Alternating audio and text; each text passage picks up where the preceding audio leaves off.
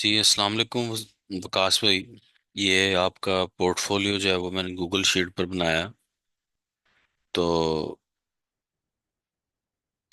इसमें मैं आपसे ये कहूँगा कि अच्छी बात है ज़्यादा कंपनीज को होल्ड करना, क्योंकि लॉन्ग टर्म के पर्सपेक्टिव से अगर आप पोर्टफोलियो बनाते हैं और जैसा आपने सोचा हुआ है कि आप महाना जो है वो इसमें सेविंग्स अपनी इन्वेस्ट करते रहेंगे, तो उससे होता है क्या है कि एवरेज कास्ट होती रहती है। और ये वर्ल्ड वाइड एक प्रोमिनेंट स्ट्रेटेजी भी है डॉलर कास्ट एवरेजिंग की। और दूसरा ये कि इससे फिर कंपाउंडिंग भी होती रहती है, यानी जो आपके पास स्टॉक्स होते हैं उनसे जो डिविडेंड आता है आप वो भी री इन्वेस्ट करते रहते हैं। तो जब आप 20-25 साल के लिए करते हैं तो फिर आपके पास एक अच्छी प्रोजेक्शन बन जाती है। और तो ये हम आगे देख भी सकते हैं, ये हमारे पास वेल्थ वेल्थ प्रोजेक्शन चार्ट भी आ जाता है। इसको अगर हम देखें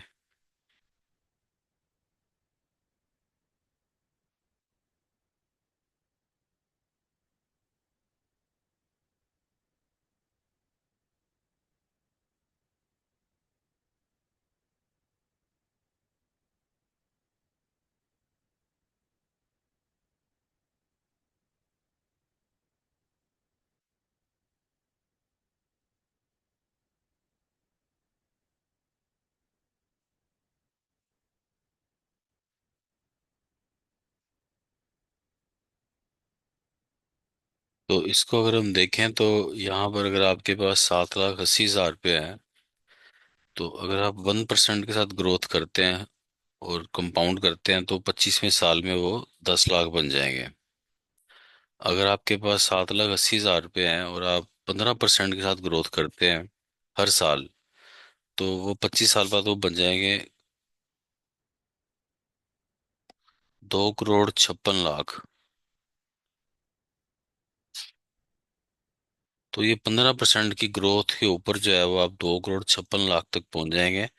और जब आप ये करेंगे भी, तो जो आपके इनिशियल इन्वेस्टमेंट होगी, जो स्टॉक्स आपने खरीदे होंगे उनके ऊपर आपको टैक्स भी नहीं लगेगा।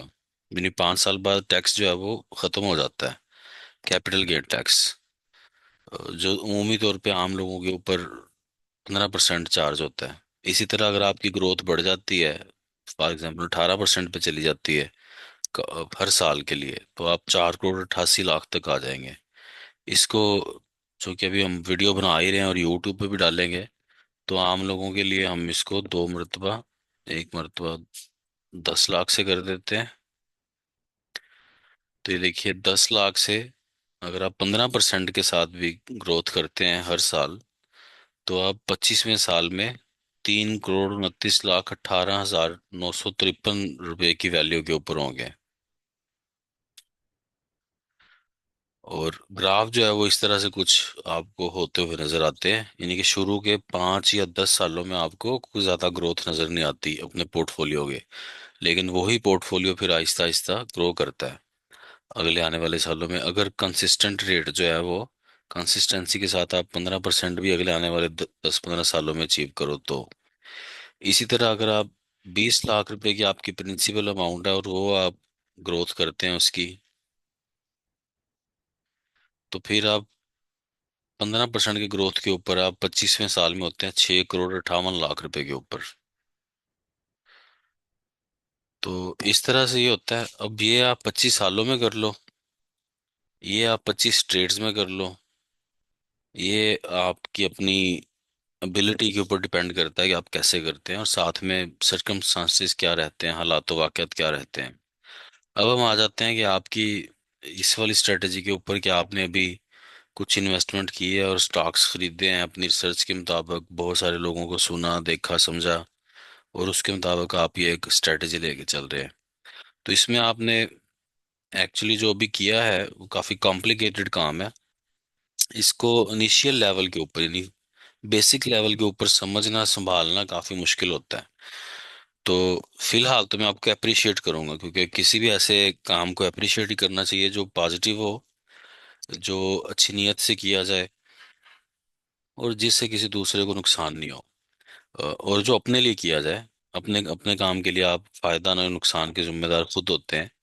तो आपको हर वो काम अडॉप्ट करना चाहिए जिसको जिसके अंदर कोई आप इमोरल, कोई इमोरलिटी नहीं दिखाते, कोई इमोरल एक्शन नहीं होता, कोई गैर कानूनी काम नहीं होता, कोई आपकी रिलीजियस वैल्यूज के अगेंस्ट काम नहीं होता। तो इसमें अगर आप देखें तो ये एक बहुत ही कॉम्प्लिकेटेड किस्म का काम है, थोड़ा सा ब्रेव एफर्ट है। तो पहले हम इस ब्रेव एफर्ट को समझ लेते हैं। अब चूंकि अगर आपने इसमें 25 साल काम करना है, तो फिर हम पहले इसको उस नुक्ता नज़र से देखते हैं। फिर हम देखते हैं कि क्या वाकई आपको इसी स्ट्रेटजी पे रहना चाहिए, या थोड़ा सा अभी आपको अपने आप को बेसिक लेवल के ऊपर सेटल डाउन करना चाहिए, या किस लेवल के ऊपर आपको अपने सेटल डाउन करना चाहिए। तो फिलहाल आपने जो प्रिंसिपल अमाउंट बताई है विकास भाई, उसमें आपके पास प्रिंसिपल अमाउंट है 6,65,000। ये आपने बताई है। ऑलमोस्ट ये स्टॉक्स आपने अभी रिसेंट प्राइसेस के ऊपर ही खरीदे हैं, रिसेंट आपकी इन्वेस्टमेंट है। तो यहाँ पर आपने तकरीबन कोई हमारे पास जो पोर्टफोलियो आ रहा है, जो आपने लिस्ट दी थी और हमने गूगल शीट पे प्रिपेयर किया है, ये 50 कंपनीज के आपने स्टॉक्स खरीदे हैं। और इसमें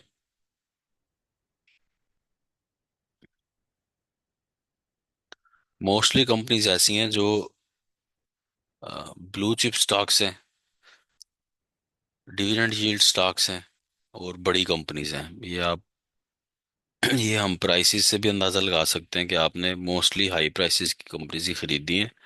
और जो हमारे पास सिंबल्स आ रहे हैं, जैसे Abbott laboratories, Attock petroleum, Atlas Honda, Attock refinery, शिराट, Engro fertilizer, Engro H, F40, Fauji fertilizer, Glaxo, तो ये सारी अच्छी कंपनीज ही कहलाती हैं।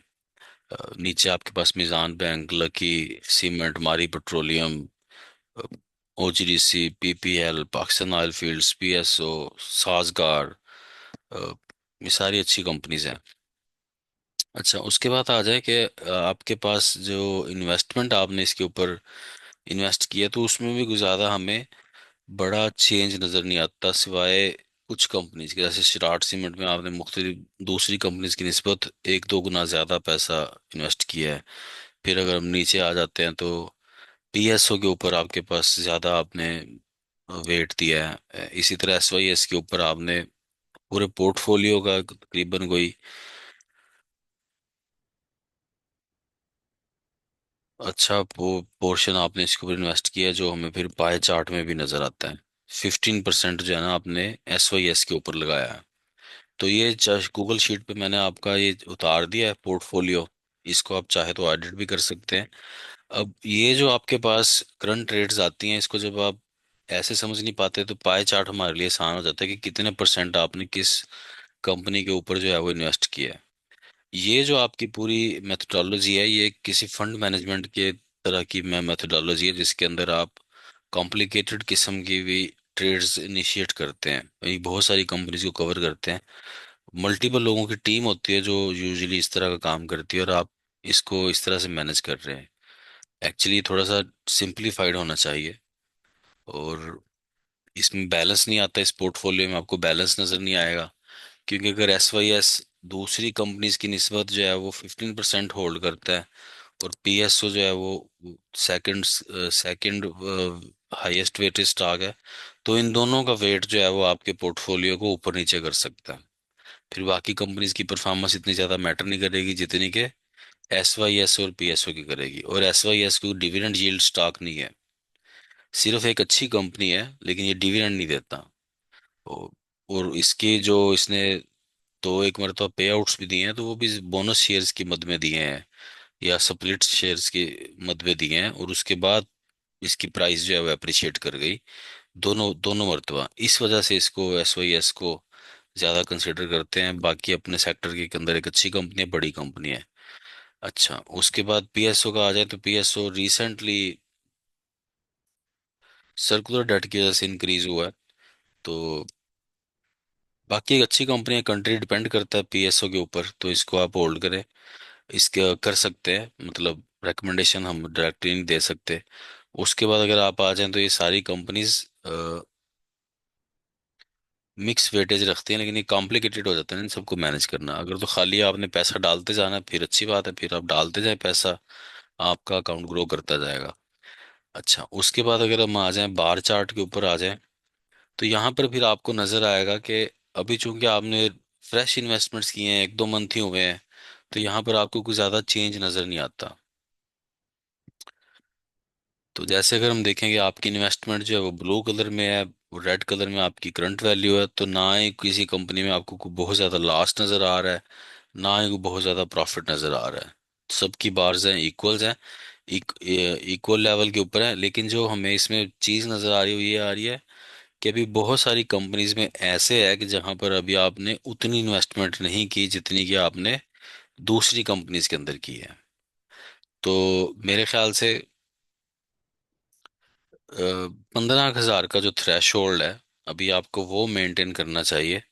तो जिन कंपनीज को आप अगर कंसीडर कर रहे हैं कि वो अच्छी कंपनीज हैं और उनमें पैसा डालना चाहते हैं, तो जब अगले आने वाले महीनों में जो आपके पास सेविंग आएगी, तो फिर आप उन कंपनीज में पैसा डालें जिनमें अभी आपने पैसा नहीं डाला। सही है, ताकि सबको आप एक इक्वल वेटेज दें और उसके बाद फिर आप परफॉर्मेंस देखें कि वो कंपनीज जो है वो किस तरफ जा रही हैं। इसी तरह अगर हम जाते हैं प्रॉफिट लॉस चार्ट के ऊपर जाते हैं, तो यहाँ पर ये असल चीज आ जाती है कि जहाँ पर आपको डिसीजनिंग का फैसला करना है, थोड़ी सी मैनेजमेंट करनी है। तो वो यहाँ पर हमें प्रोमिनेंट नजर आ रहा है कि बैंक ऑफ पंजाब जो है आपको 7,980 रुपये का प्रॉफिट दे रहा है। और कितनी इन्वेस्टमेंट दे रहा है बैंक ऑफ पंजाब आपको? 7,000 की इन्वेस्ट, ये देखें, 15,000 की आपकी इसकी इन्वेस्टमेंट थी और ये 23,696 तक पहुंच गया। अगर हम करंट रेट्स पे जाके देखें, तो यहाँ पर हमारे पास चेंज आ रहा है, यहाँ पे 50% आपको प्रॉफिट हो रहा है अपनी इन्वेस्टमेंट के ऊपर। और मेरे ख्याल से ये जब ये हाईएस्ट प्राइस के ऊपर भी ट्रेड हो रहा था तब भी आपके पास था और आपने इसको सेल नहीं किया। अब ये वो चीज़ आ जाती है कि जहां पर आपको डिसीजन लेना है कि आपको एक साल के अंदर एक ही स्टॉक के अंदर 25% से ज्यादा आपको प्रॉफिट मिल रहा है, 50% मिल रहा है या 75% मिल रहा है, और आप उसको रियलाइज नहीं कर रहे, जबकि वो कंपनी सालों के बाद चली है। और जब आप इस पैसे को खुला करेंगे, कैश में कन्वर्ट करेंगे, तो फिर आपके पास एक मार्जिन होगा कि उस पैसे को आप किसी दूसरी एक अच्छी बेहतर कंपनी के अंदर आप एक्यूमुलेट कर सकते हैं, जहां पर आपको या तो बहुत ही ज्यादा गिरावट का आप मिली हुई है किसी स्टॉक के अंदर, या वो स्टॉक बहुत ही अट्रैक्टिव प्राइस के ऊपर मिल रहा है फ्यूचर के लिए।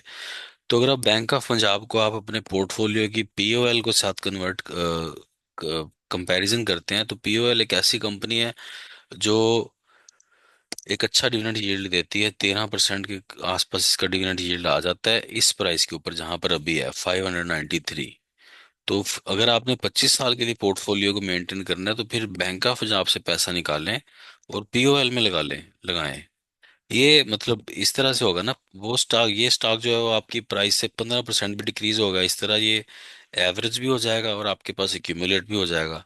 तो ये आपने चीज देखनी है कि अच्छा इसमें मैं ये कर सकता हूँ। इसी तरह अगर आप प्रॉफिट लॉस चार्ट में आगे जाते हैं, तो आपको दूसरा जो प्रॉफिट नजर आता है वो एसवाईएस का नजर आता है। तो यहाँ से भी आप कुछ पैसा, अगर आप चाहो तो सारे शेयर्स रिलीज नहीं करो, कुछ शेयर्स आप रिलीज करो, वो पैसा आप खुला करो और यहाँ इस शेयर में लगाओ।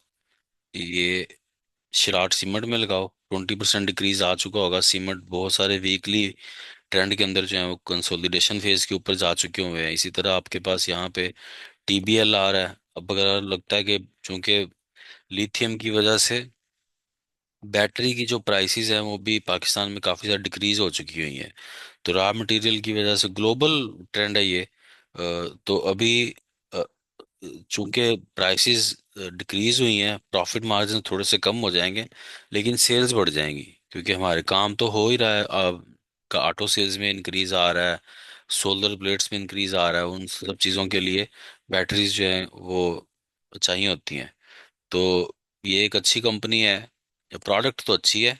मार्केट में इनकी जो स्टॉक मार्केट है उनके अंदर, उसके अंदर इसकी ट्रेडिंग रेप्यूट अच्छी नहीं है, क्योंकि स्टॉक में मार्केट में परफॉर्म करते हुए नजर नहीं आ रहा। उल्टा हमें मैनेजमेंट की तरफ से अपनी होल्डिंग की सेलिंग नजर आ जाती है।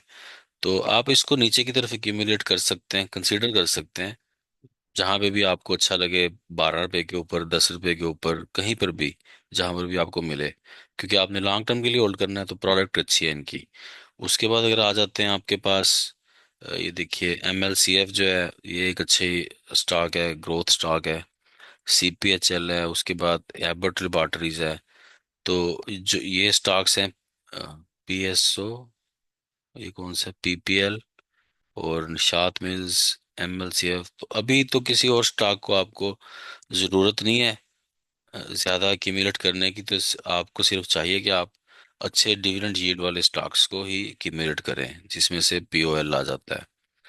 अम, उसके बाद अगर हम आ जाएं आपके करंट रेट्स की तरफ, तो उसके बाद आपने जो चीज़ मेंटेन करनी है वो ये है कि आपके पास, अगर आप चाहो तो मेंटेन करो, तो जो आप कंपनीज जो आपके पास आ रही है उनका डिविडेंड, ट्रांजैक्शंस, बोनस, वो सब आप इस शीट पे आप मेंटेन कर सकते हैं। अब आपको इसको एडिट कैसे करना है इस शीट को, तो एक करंट रेट्स का आपके पास आ जाता है। फॉर एग्जांपल आपने BOP बेचना है, सारा बेचना है, तो आपने BOP यहाँ से इस तरह से इसको रिमूव कर दिया।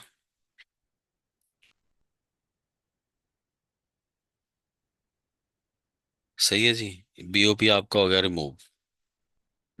तो जैसे ही आप इसको रिमूव करोगे तो आपके पास यहाँ से रिमूव करोगे, मार्केट में भी तो सेल करोगे ना, जैसे ही मार्केट में सेल करोगे तो आपके पास जो अभी आपकी एप्लीकेशन में 12 रुपए का कैश है, वो BOP की वैल्यू जो उसमें एडजस्ट हो जाएगी, तो आपके पास कैश जो है वो मार्केट वहां पे एप्लीकेशन के ऊपर अपीयर हो जाएगा 23,012 रुपए का। तो आपने वो कैश यहाँ पे एडिट कर देना है, जब तक कि आपको बाइंग नहीं कर लेते। ये मैंने ज्यादा कर दिया, सॉरी। तो ये आपके पास कैश आ गया, अब आपने इस सीट में कैश डाल देना जब तक आप कोई न्यू इन्वेस्टमेंट नहीं करते। अब आप सोचते हैं कि आप 23,000 जो है वो कहीं पे यूटिलाइज करें, तो इसका आप खरीदते हैं POL करंट प्राइस के ऊपर, 593 के ऊपर। तो आप क्या करेंगे, आप पहले आपने मार्केट में जाके POL खरीदा। जैसे फॉर एग्जांपल आपने 23,000 है आपके पास, तो तकसीम आपने 595 रुपये एवरेज कास्ट प्राइस हमने कर ली, कि कमीशन वगैरह भी इसके अंदर एडजस्ट है। तो आपके पास वो 38 शेयर्स आ गए। ठीक है। अब और इसकी 38 शेयर्स आ गए आपके पास। 38 शेयर्स मल्टीप्लाइड बाय 595, तो ये आपके पास 22,610 रुपये की कास्ट आ गई। अब ये कास्ट जो है, ये जो आपकी इन्वेस्टमेंट वैल्यू है, ये आपने जमा करनी है इसके साथ। 22,000 जमा 18,311, तो ये आपके पास 40,921 आ गए। इन्वेस्टमेंट आपकी आ गई, और पहले आपके पास शेयर्स थे कितने, 26, और अभी आपने कितने खरीदे हैं, 26 और 38। तो यहाँ पर आपने जो है वो 40,921 जो है वो आप अपने पास लिख लें एक साइड पे, अगर आपकी मेमोरी शार्प नहीं है मेरी तरह तो। और उसके बाद आपने क्या करना है, 26 + 38, तो ये आपके पास 64 शेयर्स आ गए। सही है। ये अब आपने क्या करना है कि 40,000, देखिए मेरी शार्प नहीं है कैलकुलेशन में, 36 + 28, तो इस 46 भी आप यहाँ पे लिख लें ताकि भूलें नहीं। और ये अब आपने क्या करना है कि आपने एवरेज टोटल क्वांटिटी की एवरेज कास्ट निकालनी है। ये यूजली आपकी एप्लीकेशन वगैरह पे सही तरह से बनता नहीं है, जब आप कुछ बाइंग सेलिंग कर देते हैं तो। 40,921 रुपये की आपकी इन्वेस्टमेंट हो गई तकसीम 64 शेयर्स की, तो ये 639 रुपये की आपकी एवरेज कास्ट बन गई 64 शेयर्स की। तो अब आपने क्या करना है कि POL में यहाँ पर आपने अपनी एवरेज कास्ट जो है वो 639 कर देनी है। 639.39, और आपके पास शेयर्स हो जाएंगे 64। सही है। और चूंकि 23,000 हमने इसमें से 23,000 की हमने बाइंग की है, तो फिर वापस आपके पास कैश जो है वो, जो भी एप्लीकेशन में आपके पास कैश होगा 12 रुपये कमीशन कास्ट वगैरह निकाल के, तो वो आपने कैश वापस एडिट कर देना है। इस तरह से आपने ये शीट चाहो तो आप मेंटेन कर सकते हो। बस यही पेज आपने मेंटेन करना है। बाकी सब चेंजेस जो हैं वो ऑटोमेटिकली इन्फोग्राफिक के ऊपर, पाई चार्ट के अंदर, बार चार्ट के अंदर हो जाएंगे। जैसे यहाँ से देखिए बीओपी चला गया और पीओएल जो है वो यहाँ पे इंक्रीज हो गया। और आपको अब आपको फ्यूचर में देखने के लिए ये चीज़ें देखनी है। ऑटोमेटिक प्राइस जो है डेली बेसिस के ऊपर आपकी अपडेट हो जाया करेगी। अगर फॉर एग्जांपल अपडेट नहीं होती, कोई इसमें मसला आ जाता है, तो यहाँ पर आपके पास पीएसएक्स प्राइसेस का पेज है, इस पर आप जाएं। ये येलो कलर है, इसके अंदर एक कोड लगा हुआ है। चूंकि वो अभी यूट्यूब चल रही है तो उसको कोड को मैं लगा नहीं सकता, क्योंकि ये मेरी सेलिंग प्रोडक्ट है। तो आपने इस येलो हाईलाइटेड कलर के ऊपर क्लिक करना है, कोड आ जाएगा, उसको आपने कॉपी करना है और उसको आपने पेस्ट कर देना है अ, यहाँ करंट ट्रेड्स के ऊपर। तो वो दूसरा मेथड भी है जिससे प्राइसेस अपडेट हो जाती हैं। अब ये प्राइसेस कैसे अपडेट होती हैं, जैसे यहाँ पर मैं एक सिंबल डालता हूँ। कौन सा सिंबल डालूं मैं, जो आपके पास नहीं हो, फॉर एग्जांपल।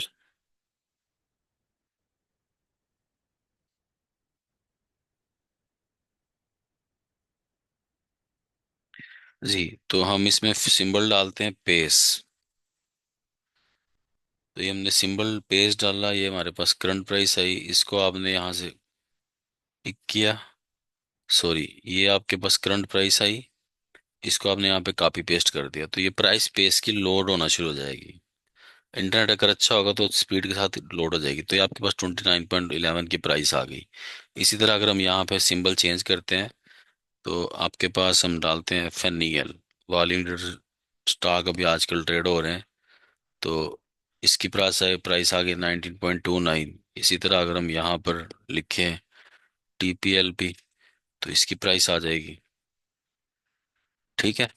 तो इस तरह से आपने जो है वो अपना पोर्टफोलियो जो है वो मेंटेन करना है। जो लोग ये वीडियो देख रहे हैं यूट्यूब के ऊपर, वो अगर चाहें तो मुझसे रब्ता कर सकते हैं, मैं उनको ये गूगल शीट बना के दे सकता हूँ, जिससे उनको फायदा होगा और अच्छा फायदा होगा। और चाहें तो वो अकाउंट भी ओपन करवा सकते हैं हमारे साथ, हमारे रेफरेंस के ऊपर। फिर उनको हम सर्च इनसाइट्स, जो एनालिटिकल इनसाइट्स होती हैं कि मार्केट में कैसे काम कर सकते हैं, तो इस चीज़ पे फिर जो है वो हम आगे फर्दर आप लोगों के साथ बात भी कर सकते हैं, कम्युनिकेट भी कर सकते हैं और गाइडेंस भी दे सकते हैं इसके स्टॉक मार्केट में आप किस किस तरह से काम कर सकते हैं। अब आ जाते हैं हम दूसरी स्ट्रेटेजी के ऊपर। अ, दूसरी स्ट्रेटेजी क्या है, ये शीट को मैं वापस अपडेट कर दूंगा। अच्छा, पहले हम इसमें थोड़ा सा, सही है, इसको दो पॉइंट्स हैं जो इसको एडिट करने हैं। अच्छा, अब आ जाइए, देखिए ये है 50 स्टॉक्स। अगर मार्केट जैसे, मार्केट तो कभी भी क्रैश कर जाती है ना, या मार्केट कभी भी राइज हो जाती है, तो आपको डिसीजनिंग करने के लिए बहुत ही फास्ट एग्जीक्यूशन चाहिए होती है। यानी आप और पैसा तो नहीं आप लगा सकते इतनी जल्दी, लेकिन अगर मार्केट क्रैश करती है तो आप इसमें से कितने स्टॉक्स आप रिलीज कर सकेंगे सुबह सुबह ही, तो ये आपके लिए मुश्किल हो जाएगा। इसी तरह अगर मार्केट स्लोली स्लोली गिरती है, तो सारे स्टॉक्स आपके स्लो पॉइजनिंग के साथ नीचे नीचे गिरते जाएंगे। तो आप कितने स्टॉक्स को आप एवरेज करेंगे, आप एवरेज करते करते थक जाएंगे। क्या मार्केट हमेशा ऊपर ही जाती है? मार्केट हमेशा ऊपर नहीं जाती, ये बहुत ही बड़ा एक झूठ बोला जाता है। इस आपकी जिंदगी जो है ना वो गुजर जाती है, मार्केट जब रिकवर करती है। खाक हो जाएंगे तेरी जुल्फ के सर होने तक। तो जिन लोगों ने ओजीडीसी में 2010 में इन्वेस्ट किया होगा, 2015 में इन्वेस्ट किया होगा, उनकी प्राइस आज जाके रिकवर हुई है 246, 277। मार ओजीडीसी अगर 250 रुपये पे आज से 10 साल पहले ट्रेड हो रहा था, तो ओजीडीसी ने क्या 10 साल में उतना डिविडेंड दिया? ओजीडीसी ने उतना डिविडेंड नहीं दिया कि अपनी प्राइस को रिकवर कर सके। तो पीपीएल ने क्या उतना डिविडेंड दिया? 200, वो भी 220 22 से नीचे गिरा हुआ स्टॉक है। अब लोग एग्जाम्पल क्या देते हैं, लोग एग्जाम्पल देते हैं उन स्टॉक्स की जिन्होंने डिविडेंड दिए और जो प्राइस जिनकी अप्रिशिएट कर गई। लेकिन लोग उन स्टॉक्स को अवॉइड करते हैं कि जो स्टॉक्स गिरे रहे इस पूरे 10 15 साल में। और लोग क्या कहते हैं कि आप अपनी पेंशन, आप अपनी ओल्ड एज को सेव करें। लेकिन क्या 50 साल के बाद आपकी लाइफ एक्सपेक्टेंसी इतनी होती है कि आप 60 साल या 65 साल तक जिंदा रहें, और वो सारे साल 15 आप डिप्रेशन में गुजारें, स्ट्रेस में गुजारें, एंग्जाइटी में गुजारें। ये जितने भी लोग चूरन बेचते हैं इस तरह का, उन लोगों को इन सारे जज्बात का, इन सारे एहसासात का वो ना वाकिफ होते हैं। वो अपने माँ बाप से दूर जिंदगी गुजारते हैं। उनको उनके बूढ़े होने का एहसास नहीं होता। वो सिर्फ एक चमकती हुई दुनिया देखते हैं, क्योंकि अल्लाह ताला ने उनको कुछ सलाहियतों से नवाजा होता है, इम्तिहान लेने के लिए या आजमाइश लेने के लिए। तो उनको सिर्फ सब कुछ ग्रीन ग्रीन नजर आता है, जवानी नजर आती है, कामयाबी नजर आती है। उनको फेलियर नजर नहीं आता। तो उनको नजर नहीं आता कि ओजीडीसी एक ऐसा स्टॉक रहा है मार्केट में कि जिसने डिविडेंड्स भी नहीं दिए इतने ज्यादा, और प्राइस भी अप्रिशिएट नहीं की। और इस तरह की कई एग्जांपल्स हम देख सकते हैं। ये देखिए, ये ओजीडीसी का टोटल डिविडेंड है 2021 से। 2021 से पहले कोई डिविडेंड नहीं, और क्या डिविडेंड है, कंसिडरेबल डिविडेंड है ये। 1.60, 1.80, 1.50, ₹2, ₹1, ₹2, और ये पिछले 4-5 साल का डिविडेंड है। लोग एग्जाम्पल देते हैं आपको एफएफसी की।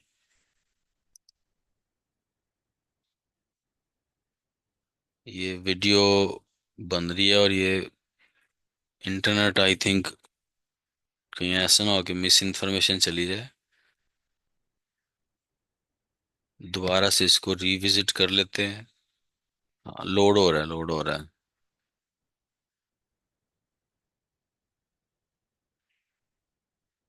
सही है। तो ये अब देखिए कि चलें, ये भी हम इसको कैलकुलेट कर लेते हैं। कहीं ऐसे ना हो कि हमारी बाइस्ड ओपिनियन की वजह से कुछ लोग मिसगाइड हो जाएं। तो इसको हमने यहाँ से किया कॉपी, गूगल शीट पे गए, और ये हमने इस पे एक न्यू शीट बनाई। इसके ऊपर हमने किया पेस्ट, और हमने 10-12 साल का डाटा लेना है, उससे पिछले का हमने डाटा नहीं लेना, क्योंकि हम सिर्फ 10 साल को कैलकुलेट कर रहे हैं। तो ये हमने नीचे का सारा उड़ा दिया। अब आ जाते हैं 10 साल में डिविडेंड इसने कितना दिया है।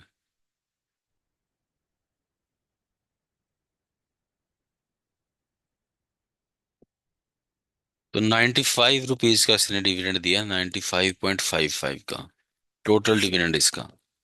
और अगर हम इसकी यहाँ पे जाके प्राइस देखते हैं, पिछले 10 साल की प्राइस देखते हैं, अगर हम ओजीडीसी की चार्ट पे जाते हैं, इंटरेक्टिव चार्ट्स के ऊपर,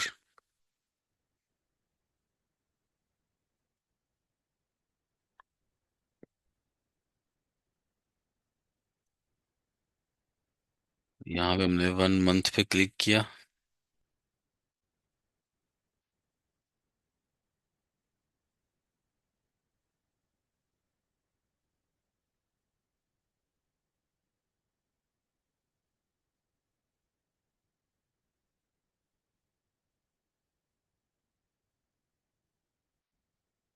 तो ये हमारे पास 1 मिनट,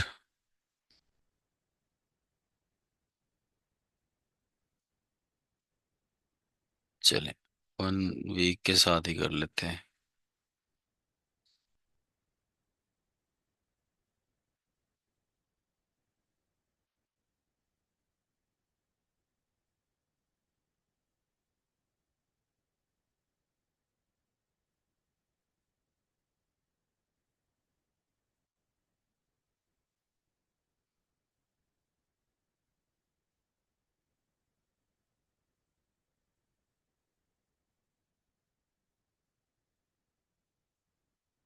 कौन सा चार्ट ओपन कर लिया जो समझ ही नहीं आ रहा है।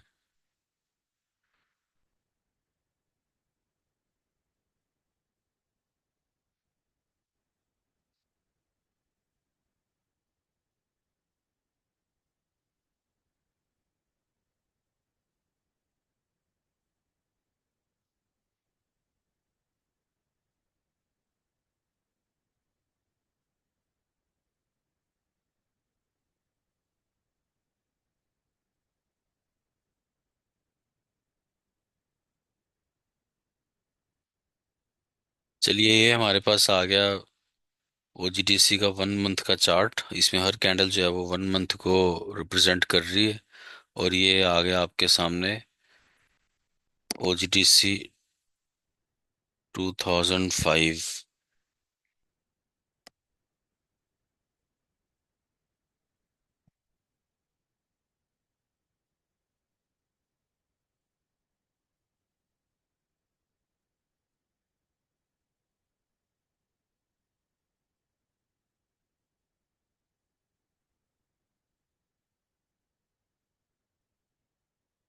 तो ये मैंने ब्लैक वर्टिकल लाइन लगाई है 2015 में, 1 जनवरी फर्स्ट। तो ये देखिए कि ये अगर आपने 2014 में यहाँ पे प्राइस ओजीडीसी बाय किया होता, उसके बाद ओजीडीसी सीधा 2023 तक 80 रुपीज पे आ गया। ये पूरे वो साल जिन लोगों ने उस टाइम भी तो ये बातें चल रही होगी ना कि इन्वेस्ट करें, स्टॉक एक्सचेंज में इन्वेस्ट करें, ओजीडीसी पीपीएल यही ब्लू चिप्स कंपनीज थी। और इसके अलावा दूसरी कंपनीज थी। तो ये जो पूरा 10 साल है, एक बंदा अगर 50 साल की एज में इन्वेस्ट करता है ओजीडीसी पीपीएल और इस तरह के दूसरे स्टॉक्स के अंदर फिन्फ्लुएंसर्स की बातें सुन के, तो वो अगले 10 साल क्या वो डिप्रेशन में गुजारेगा, एंग्जाइटी में गुजारेगा, स्ट्रेस में गुजारेगा। ये मैंने देखा है, क्योंकि मैंने मार्केट को ज्वाइन किया था 2012 में। सही है। और मैंने उस टाइम पे जिन क्लाइंट्स के साथ काम किया, जिनकी स्टोरी सुनी, और जिन्होंने ये पूरा राइज देखा था, ये राइज देखने के बाद उन्होंने वो रिटायर हुए और उन्होंने यहाँ पे इन्वेस्ट किया। और उसके बाद उनके जो हालात वाकयात थे हर आने वाले साल के साथ, जिसमें पॉलिटिकल अनसर्टेनिटी, टेररिज्म और डिफॉल्ट और पता नहीं क्या क्या चीज़ें चल रही थी, ये वो सारे ईयर्स थे जो लोगों ने गुजारे हैं। और लोगों ने इस पूरे 10 सालों में अपनी नेचुरल उनकी लाइफ डेथ होती है जैसे लोगों की हो जाती है इस एज के अंदर। तो मुझे बताइए कि आप लोगों को क्या मिलता है इस तरह का चूरन बेच के? ये जितना भी काम होता है ये सारा 10 15 20 30 साल का, ये आपका लाइफ स्पैन के अंदर काम होता है। जब आप 20 30 25 साल की एज में होते हैं, वहां पर आप इस तरह के साइकिल्स देख सकते हैं। वहां पर आप एक इन्वेस्टमेंट करते हैं, एक और इन्वेस्टमेंट करते हैं, फिर आप एक उसका रिवार्ड हासिल करते हैं। ये आपकी लाइफ में तब होता है जब आपके पास 30 35 साल 40 साल आगे के एक्सपेक्टेड हों आपकी लाइफ एक्सपेक्टेंसी के अंदर। या जिन लोगों के लिए आप वो लेगेसी छोड़ के जाना चाहते हैं, तो वो आपके इन एसेट्स को संभाल सकें। मार्केट में ये साइकिल्स आते रहते हैं। क्या पाकिस्तान आज से, आज की इकोनॉमिक सूरत हाल से बेटर कंडीशन में? हाँ है। लेकिन क्या उसके जो डेट्स हैं वो पहले से कम हो गए हैं या ज्यादा हो गए हैं? क्या उसको इंटरनेशनल थ्रेट्स जो हैं वो पहले से कम है या पहले से ज्यादा हो गए हैं? तो सब चीजें हालात वाकयात के साथ बदलती रहती हैं। आपको उन सब सिनेरियोज को देखना होता है। तो उसके लिए आपको हमेशा थोड़ा सा एक्टिव अप्रोच के साथ मार्केट में काम करना पड़ता है। ऐसा नहीं होता कि आप बिल्कुल ही पैसिव माइंडसेट के साथ मार्केट में उतर जाएं और पैसा लगाना शुरू कर दें। और किसी भी कंपनी का, किसी भी इन्फ्लुएंसर का अगर आप काम सुन के पैसा लगाते हैं। अच्छा, उसके बाद अगर आप आ जाएं, जैसे कि मैंने आपको बताया कि वेल्थ प्रोजेक्शन के पेज के हम ऊपर हमने देखा था कि अगर आप 15% या 18% की डिविडेंड यील्ड के साथ या ग्रोथ के कंपाउंडिंग के साथ आप चलते हैं, तो आप इतना पैसा बना सकते हैं। लेकिन अगर आपकी वही ग्रोथ जो है 20 लाख से, वो आपकी ग्रोथ चली जाती है 6% पे या 9% पे, तो फिर आप कितना बनाएंगे? और अगर प्राइस डिक्रीज हो जाए तो फिर क्या होगा? अब देखिए, आपको एक स्टॉक जो है वो अगर 500 रुपये पे मिल रहा है, वो डिविडेंड देता है 20 रुपए, और वो मिल रहा है आपको 500 रुपये के ऊपर, तो उसकी डिविडेंड यील्ड होगी 4%। वो आपका पैसा जो है फॉर एग्जाम्पल कितने सालों में डबल करेगा? अगर आपने 10 लाख रुपए लगाए, मल्टीप्लाइड बाय 1.04, 1 2 3 4 5 6 7 8 9 10 11 12 13 14 15 16 17 18, तो वो 18 साल लगाएगा अपना पैसा डबल करने में। यहाँ पर वो आपको नजर भी आएगा, यहाँ पे अगर हम 10 साल करें,